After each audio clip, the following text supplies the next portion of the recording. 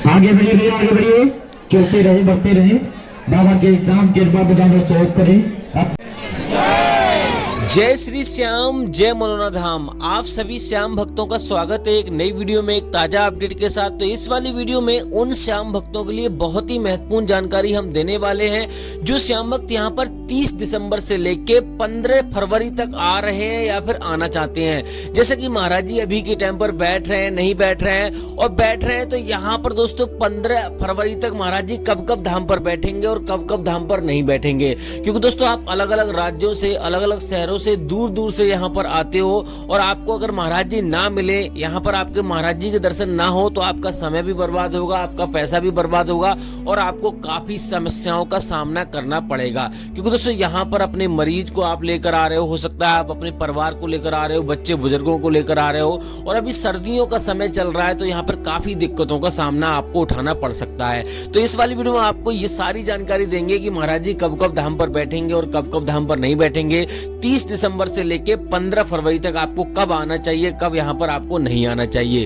तो इसके साथ साथ दोस्तों उन श्याम भक्तों के लिए तो बहुत ही ज्यादा महत्वपूर्ण जानकारी हम देने वाले हैं जो श्याम भक्त यहाँ पर पहली बार आ रहे हैं या फिर पहले भी कई बार आ चुके हैं। क्योंकि दोस्तों यहाँ पर लोग आ तो जाते हैं, लेकिन हो सकता है पिछली बार आपको महाराज जी के दर्शन ना हुए हो, और हो सकता है आपको यहाँ मनोकामना पूरी ना हुई हो, आपने कुछ ऐसी गलतियां कर दी हो जिससे कि आपको फायदा ना हुआ हो। और जो पहली बार आ रहे हैं उनको भी यहाँ पर कौन कौन सी सावधानी आपको बरतनी है जिससे कि आपको पहली बार में ही फायदा हो जाए। आखिर कैसे आपको अर्जी लगानी है, कैसे आपको लाइन में लगना है जिससे कि आपको भीड़ का सामना ना करना पड़े। क्योंकि दोस्तों यहाँ पर इतनी लंबी लंबी कतारें लग जाती हैं कि 14-14, 15-15 घंटों में नंबर आता है, कभी कभी 2 दिन लग जाते हैं। तो यहाँ पर आपको सारी महत्वपूर्ण जानकारी हम आपको देने वाले हैं। कैसे आपको टोकन प्राप्त करना है जिससे कि आपको लाइन में लगना ही ना पड़े, कहाँ पे आपको ठहरना है जिससे कि आपको ठंड से आप कोई दिक्कत ना हो, और फ्री में ठहरना है, और कैसे आपको होटल में ठहरना है, कैसे आपको धर्मशाला में ठहरना है, कितना खर्चा यहाँ पर एक व्यक्ति का आ जाएगा एक दिन का।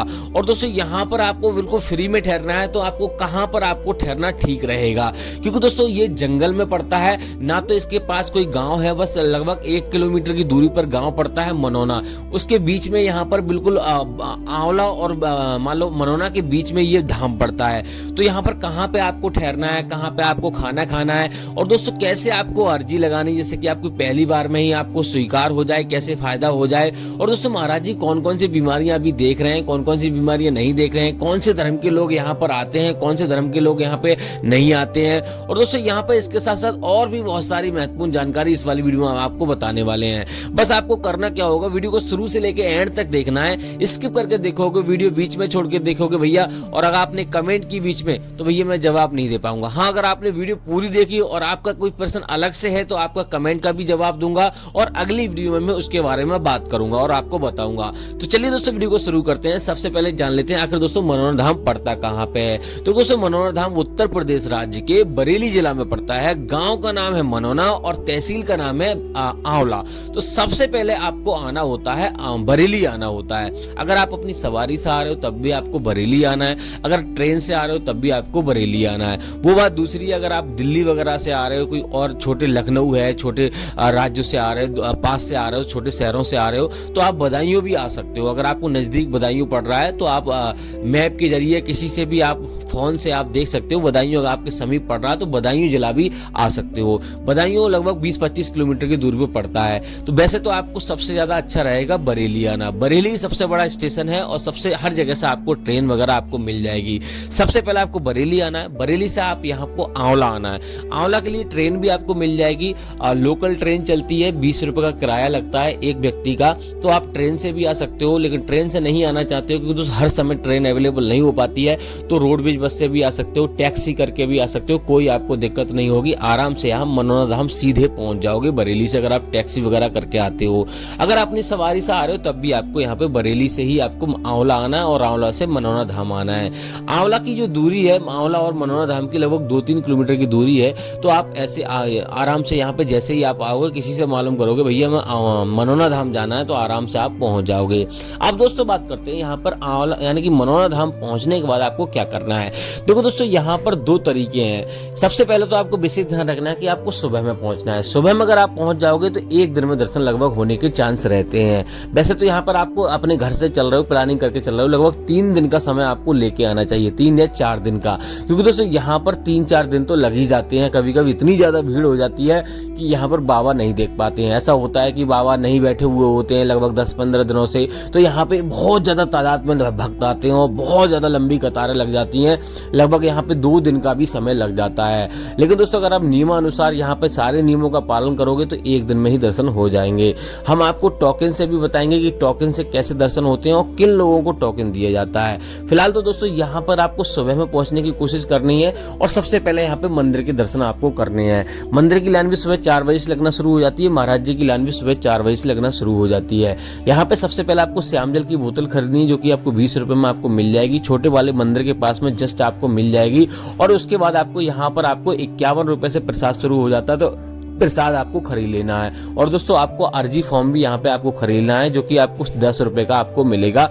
उसमें 60 रुपए उसमें रखने होते हैं, 1 रुपए उसमें रखा हुआ होता है, तो आपको 61 रुपए की अर्जी लगती है। और जो भी आपकी समस्या है अर्जी में आपको लिख देना है आराम से, कोई आपको दिक्कत होगी नहीं। आराम से आप लिखने के बाद दुकान वाले भैया से लिखवा लीजिए। आपको समझ में नहीं आ रहा है तो इस प्रकार से आपको अर्जी फॉर्म में आपको लिख लेना है। बाकी दोस्तों 10 रुपए का धागा मिलता है, वो भी आपको खरीद लेना है। मन्नत के आधार पे आपको वो बांधना रहता है मंदिर के सामने, तो वो भी आपको खरीद लेना है। उसके बाद मंदिर की लाइन में आपको लग जाना है। विशेष ध्यान रखना है मंदिर के दर्शन आपको पहले करने होते हैं, महाराज जी के दर्शन बाद में करने होते हैं। वो बात दूसरी, भैया आप कैसे भी करो, लेकिन नियम तो यही कहता है कि मंदिर के दर्शन आपको पहले करने होते हैं, क्योंकि दोस्तों जो भी यहाँ पे कृपा होती है वो खाटू श्याम महाराज की कृपा से होती है। बाकी दोस्तों महाराज जी तो खुद ही कहते हैं कि यहाँ पे मैं तो आधार बना हुआ हूँ, यहाँ पे जो भी काम होते हैं खाटू श्याम महाराज की कृपा से होते हैं। तो क्योंकि दोस्तों ना तो महाराज जी कोई दवाई देते हैं ना कुछ देते हैं, सिर्फ यहाँ पर श्याम जल पिलाते हैं खाटू श्याम महाराज का नाम लेकर, उनका मंत्रों का जाप कर और उसी से कल्याण होता है। तो मंदिर के दर्शन करने हैं, मंदिर में ही आपको प्रसाद चढ़ाना है, मंदिर में ही आपको यहाँ पे अर्जी फॉर्म जमा करना है। अब दोस्तों बात करते हैं यहाँ पर अगर आप सुबह में नहीं पहुंच पाते हो तो यहाँ पर रुकने की व्यवस्था आपको देखनी चाहिए। रुकने के लिए यहाँ पे धर्मशाला बनी हुई है, जिसमें आपको 1000 से लेकर 3000 रुपए का खर्चा आएगा। जैसा आप कमरा लोगे उसी प्रकार का कमरा आपको मिल जाएगा, कम से कम 1000 रुपए का कमरा आपको मिलेगा। और दूसरी बात, यहाँ पर आप होटल में रुकना चाहते हो तो होटल के लिए बिल्कुल मंदिर के पास में यानी कि मनोना धाम लगभग आधा किलोमीटर से कम दूरी पे पड़ता है, तो वहां पर एक धर्मशाला बनी हुई है। वहां पर आपको 800 रुपए में कमरा मिल जाएगा, जिसमें आप एक कमरे में 8 व्यक्ति रुक सकते हैं एक बार में। तो इस प्रकार से आप कमरा वहां पर भी ले सकते हो। 800 से लेके 1800 रुपए का खर्चा उसमें आता है। जो अगर आप एसी का कमरा लेना चाहते हो, अभी तो सर्दियां चल रही हैं, तो आप नॉर्मल कमरा ही लेकर आप ले सकते हो, कोई आपको दिक्कत नहीं होगी। तो इस प्रकार से आप रुक सकते हो। आंवला में कमरा लेना चाहते हो तो आंवला में कमरा आपको मिल जाएगा, वहां पर लगभग आपको 400 रुपए में कमरा आपको मिल जाएगा एक दिन के लिए।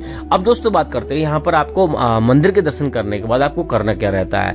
मंदिर के दर्शन करने के बाद आपको सीधा यहाँ पर महाराज जी की लाइन में आपको लग जाना है। महाराज जी की लाइन भी सुबह 4 बजे से लगना शुरू हो जाती है, तो महाराज जी की लाइन में आपको लग जाना है। महाराज जी 9 बजे 9:30 बजे बैठना शुरू हो जाते हैं। अभी के टाइम पर गर्मियों का टाइम अलग रहता है, सर्दियों का टाइम अलग रहता है। और आरती भी यहाँ पर लगभग अभी 8 बजे के टाइम हो रही है, तो यहाँ पे दोनों टाइम अलग रहते हैं, सर्दियों गर्मियों के अलग रहते हैं।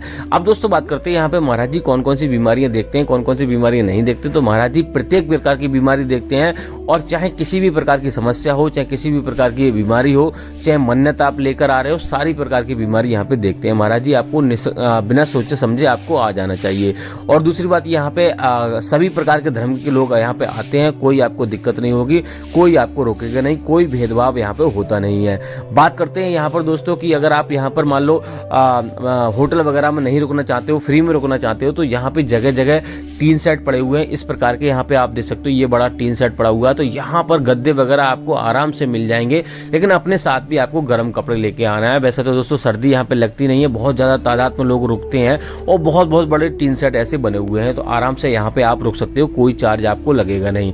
बात करते हैं दोस्तों यहाँ पर कि आपको क्या क्या सावधानियां आपको बरतनी है, कैसे आपको श्याम जल पीना है। क्योंकि दोस्तों महाराज जी आपको थोड़ा सा श्याम जल आपको वहीं पे पिला देंगे, और उसके बाद घर पे आपको सेवन करने के लिए बोलेंगे। तो आपको श्याम जल का सेवन सुबह 4:30 बजे से लेके, यानी कि सुबह 4:30 बजे से लेके दोपहर के 11:30 बजे तक आपको एक बार श्याम जल का सेवन करना है। स्नान स्नान करके पूजा पाठ कर कर आपको अच्छी तरीका से यहाँ पे श्याम जल का सेवन करना है। कभी भी आपको गैप नहीं करना है, इस बात का विशेष ध्यान रखना है। और अगर आप मीट मछली खाते हो तो वो भी आपको नहीं खाना है। अब दोस्तों बात करते हैं एक व्यक्ति का खर्चा यहाँ पे कितना आ जाएगा। अगर आप यहाँ पे फ्री में रुकोगे तो एक व्यक्ति का खर्चा 500 रुपए का आएगा। बाकी दोस्तों आप पे डिपेंड करता है किस प्रकार का आप कमरा लेते हो, किस प्रकार का आप खान पान खाते हो, लेकिन शुद्ध शाकाहारी ही आपको यहाँ पे खाना है। बाकी दोस्तों आप पे निर्भर करता है कितना खर्चा आप करते हो। वैसे 500 रुपए में आपको एक व्यक्ति का खर्चा यहाँ पे चल जाएगा। अब दोस्तों बात करते हैं यहाँ पे आपको और क्या क्या सावधानियां आपको बरतनी है। देखो दोस्तों यहाँ पे कभी भी ट्रेन में आपको श्याम जल पैरों के तले आपको नहीं रखना है, इस बात का विशेष ध्यान रखना है। किसी ऐसी जगह नहीं रखना है जहाँ से श्याम जल खंडित हो जाए। अब दोस्तों बात करते हैं महाराज जी अभी के टाइम पर बैठ रहे हैं नहीं बैठ रहे हैं, तो 31 दिसंबर तक महाराज जी बैठ रहे हैं और 1 तारीख से लेकर 4 जनवरी तक, यानी 1 जनवरी से लेकर 4 जनवरी तक महाराज जी धाम पर ही मिलेंगे। बाकी दोस्तों यहाँ पर 4 जनवरी से लेकर 15 जनवरी तक धाम पर नहीं मिलेंगे आपको। 15 जनवरी से लेकर यहाँ पर 10 फरवरी तक महाराज जी धाम पर मिलेंगे। लेकिन दोस्तों आप हमारी वीडियो देख कर ही आइए, फरवरी का जो अपडेट रहेगा हम लगातार आपको देते रहेंगे। जनवरी में अगर कहीं पे महाराज जी जाते हैं वो भी आपको हम बता देंगे। बाकी कुछ और जानना है तो आप कमेंट कीजिए। फिलहाल दोस्तों इस वाली वीडियो को यहीं रोकते हैं, तब तक के लिए जय मनोनाथ धाम।